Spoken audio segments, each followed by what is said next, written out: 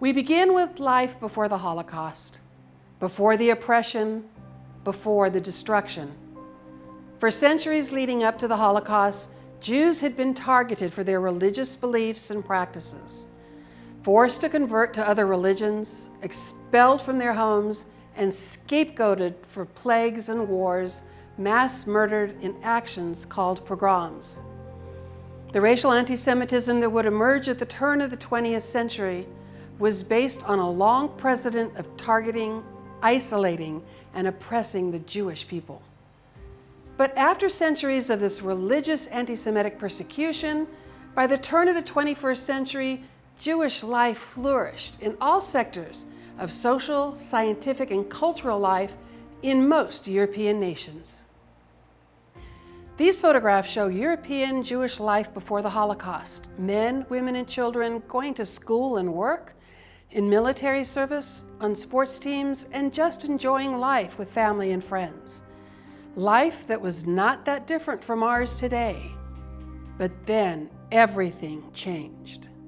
With the invasion and occupation of the Nazis, life for Jewish people changed dramatically in every nation that came under the Third Reich's rule. The rights and liberties of Jewish people were stripped away. This loss of citizenship meant there was no legal recourse, no protection from persecution, but instead unlimited restrictions and discrimination. This is an example of a 1930s European Jewish home. The table is set for the Sabbath dinner, which begins on Friday night at sundown and ends when 3 stars can be seen in the sky. It is Judaism's day of rest and reflection. This setting is serene and representative of Jewish life before the Holocaust, but there are signs of trouble brewing. The prayer book here on the table has a hole cut out of it. Why would anyone cut a hole into a prayer book? When Adolf Hitler and the Nazis came into power in Germany in 1933, the restrictions against German Jews began almost immediately.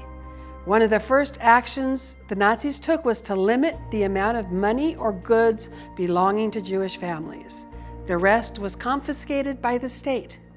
Many Jewish families converted money to jewels or diamonds and then hid them in prayer books like this, or under their floorboards, in ceiling tiles, or sewn into clothing.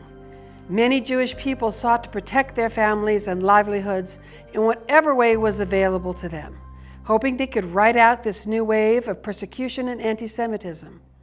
No one could have predicted what the coming years would bring.